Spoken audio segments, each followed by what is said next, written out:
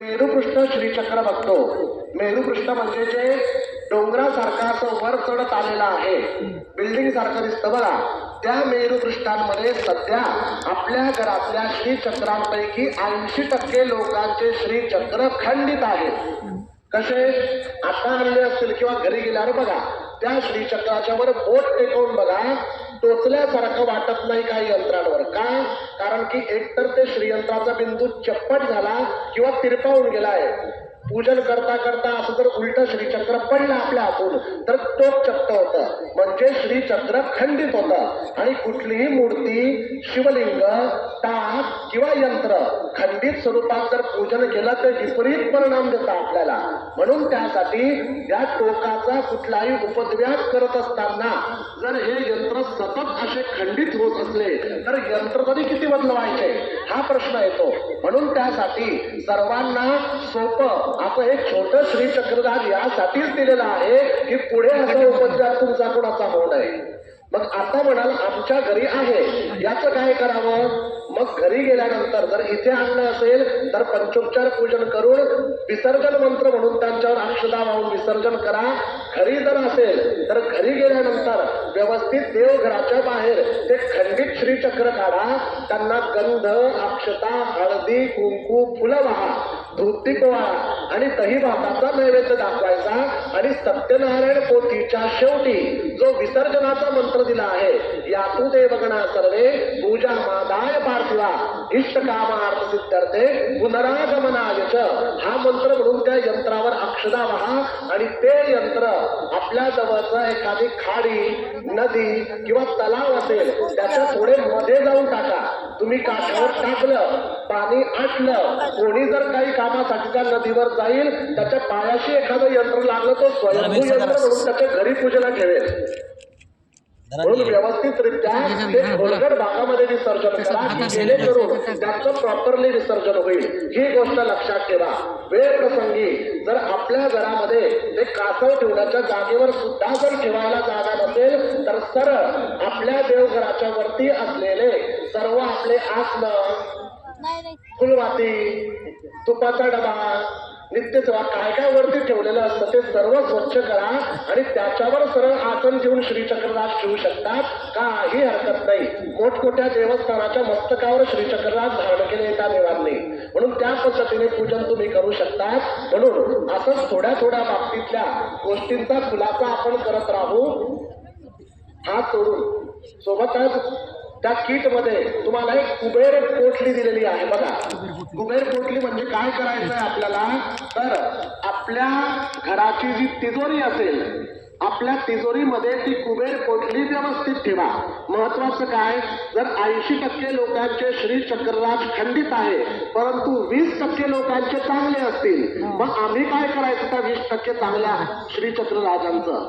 मग काय करायचं, आपल्या तिजोरीमध्ये व्यवस्थितरित्या उत्तराभिमुख श्रीचक्रराज व्यवस्थित ठेवा. आपल्या तिजोरीमध्ये उत्तराभिमुख म्हणजे मधलं टोक हे उत्तरेला येतं.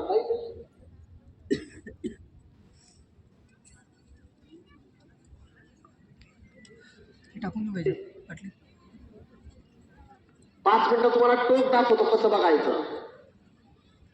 त्या श्रीचक्र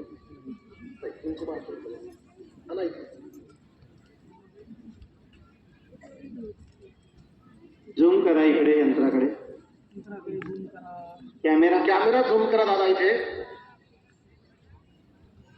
बघा, असं जे आपलं मेरुपृष्ठ यंत्र असतं याच्यामध्ये हा बिंदू असतो बघा.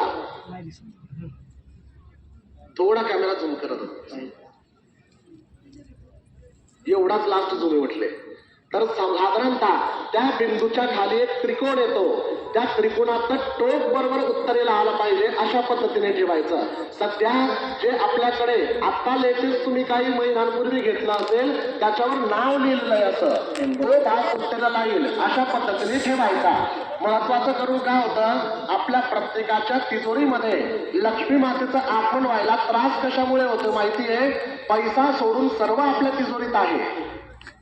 विविध प्रकारच्या पावत्या असतील, फुलं असतील, नारळ ठेवलेत काहींनी, पैशाला जागा नाही ते येईल कसा? म्हणून त्यासाठी व्यवस्थित ते श्रीचक्रला उत्तराभिमुख आपल्या तिजोरीमध्ये ठेवा. आणि जर तुमच्याकडे कुबेर यंत्र असेल, या काही किट मध्ये सुद्धा दिलेले आहेत, ते कुबेर यंत्र श्रीचक्राच्या पायाशी व्यवस्थित ठेवा, उत्तराभिमुखच. रोज सकाळी किंवा संध्याकाळी जमलं तर तिजोरीतल्या यंत्रांना हळदी कुंकू फुल वाहा, घरामध्ये व्यवस्थित धूप करायचा आणि या मंत्राचा जप करायचा. आणि कुबेर पोटली जी आहे त्या यंत्राच्या समोर दोन्ही यंत्र नसतील तर फक्त आपल्या तिजोरीमध्ये ठेवायची. ते कुबेराच्या हातातल्या धनाचं प्रतीक असतं, परंतु ती वर्षातून एकदा चेंज करायची असते आपल्याला, दीपावली ते दीपावली.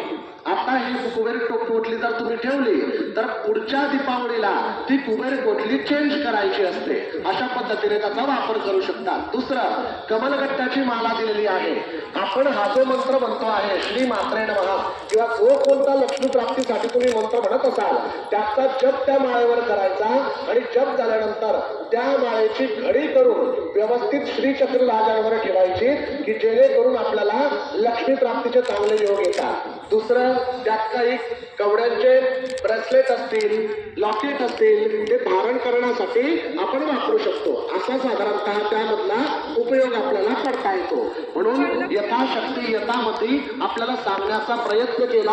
म्हणून हात जोडून आत्ताच्या पूजेत आपलं काही चुकलं असेल तर क्षमा प्रार्थना करूया. बघा, सकाळच्या बॅच पेक्षा तुमची बॅच चांगली परवडली का नाही? सकाळच्या बॅचला इतकी भांडण म्हणजे गर्दी होती की त्यामुळे त्यांना माहितीच सांगता आली नाही, परंतु तुमच्या बॅचला मनसोक्त माहिती सांगता आली आहे. म्हणून म्हणतात